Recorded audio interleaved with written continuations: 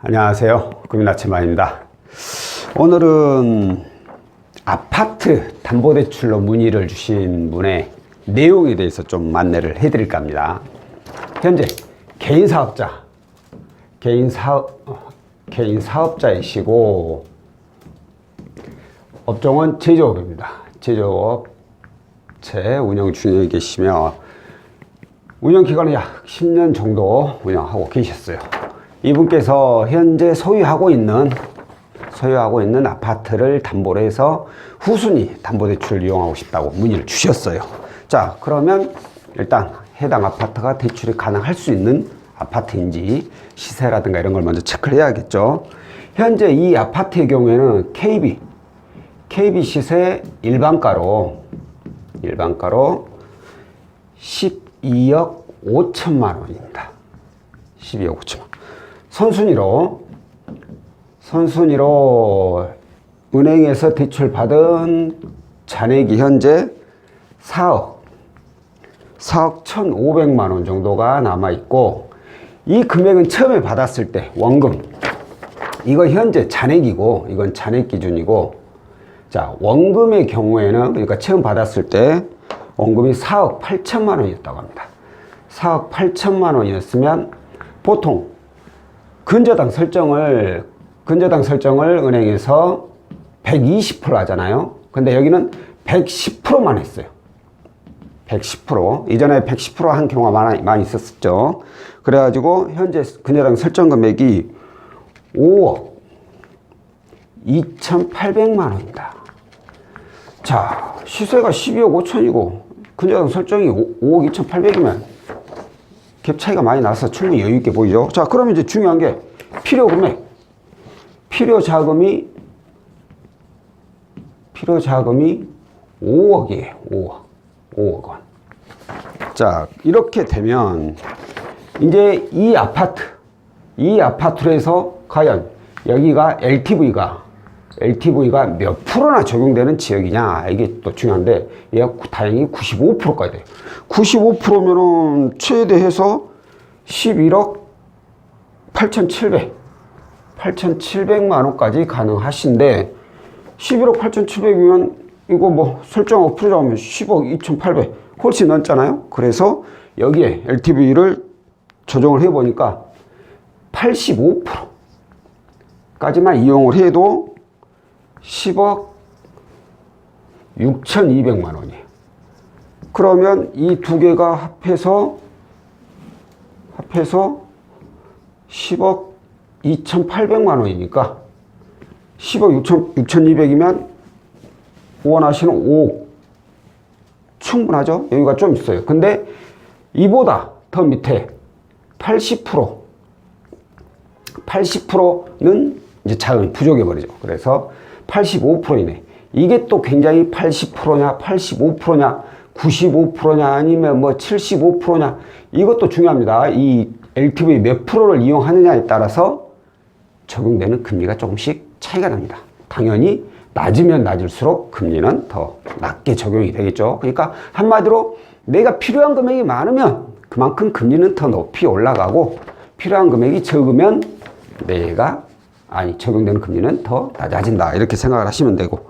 자, 이렇게 해서 고객님께서는 5억 원을 충분히 이용할 수 있는, 85% 이내에서 5억 원을 충분히 이용을 할 수 있는 그런 자격이 있어요. 이분의 신용 점수가 나이스 기준으로 885점. 그러면 후순위로, 이 선순위 밑으로 끼어드는 이 후순위로는 적용되는 금리가 6.38%입니다. 후순위 담보대출 치고 6.38%면 낮게 잘 이용한 수준이라고 봐도 돼요. 자, 이렇게 적용이 돼가지고 이분은 담보대출을 진행을 하려고 했는데 보류가 났습니다. 보류가. 왜 보류가 났느냐?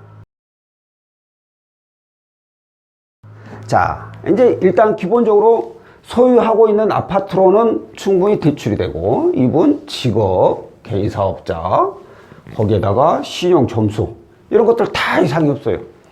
근데 등본상에 문제가 하나 있었습니다. 등본에가 누가 있었느냐? 등본에가 본인, 배우자, 그리고 자녀 1, 자녀 2, 여기에 조카가 한 명이 있었습니다.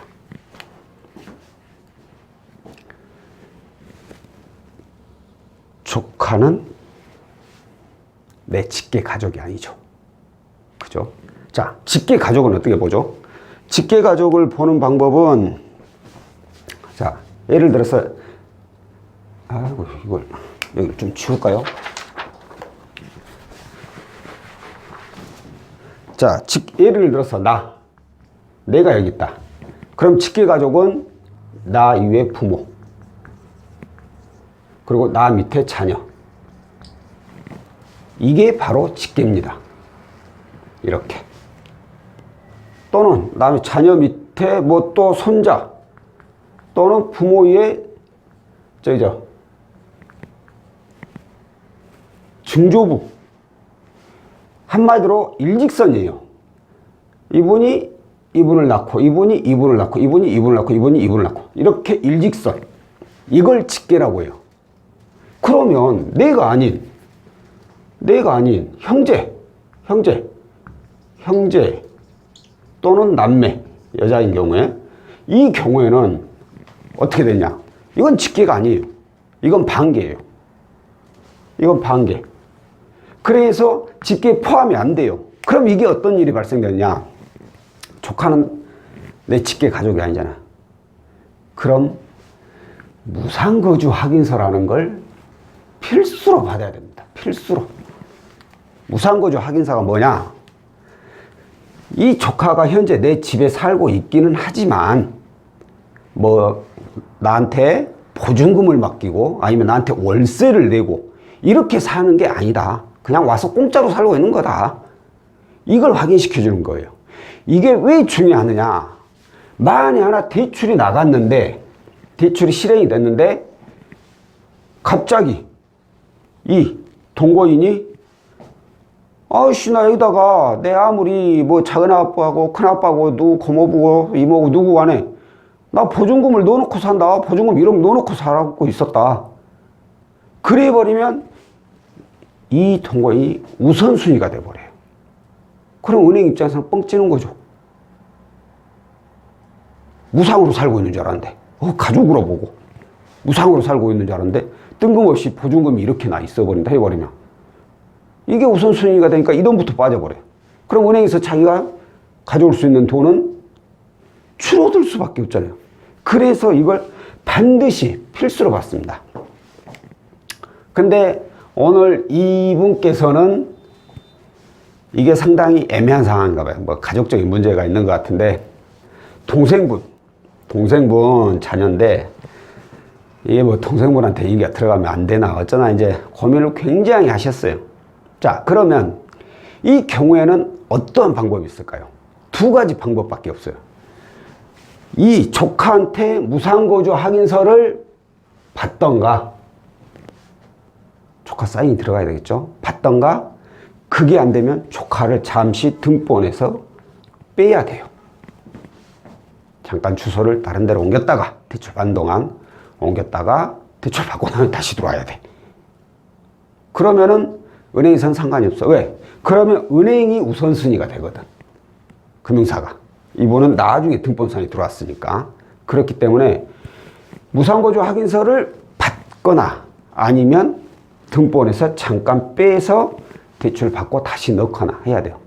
일단 이분께서는 좀 어떻게 할 건지 고민을 좀 해보겠다라고 하시고 일단은 상담을 보류를 하였습니다. 그러니까 오늘 영상의 주된 내용이, 주제가 바로 이거예요. 등본상에 본인의 직계가족, 본인의 이 직계요, 이게 직계요. 직계가족이 아닌 다른 사람이 거주하고 있다. 그러면 그건 무조건 무상구조 확인서가 필수라는 거, 아니면 빼야 된다라는 거. 그런데 있긴 있어. 조카가 있는데 등본에는 안 실었어. 그냥 조카는 자기 부모님 집에 있고 그냥 집만 우리 집에서 거주하고 있다. 그럼 상관없어. 왜? 거주하고 있는지 아닌지 누가 알아? 검사에서 그거 다 확인하는 것도 아닌데. 어차피 등본에만 없으면 되니까. 근데 또 이런 분도 반대로 등본에만 심어놓고 거주는 안 하고 있는 분이 있어요. 그러면 어쩔 수 없어. 등본에 있으면 있는 걸로 간주가 되기 때문에 무조건 무상거주 확인서 또는 등본에서 빼야 돼요. 이런 부분이 있다는 거 참고하시면 좋을 것 같습니다. 자, 오늘 영상은 여기까지고요. 다음번에 또 다른 내용으로 찾아뵙도록 하겠습니다. 고맙습니다.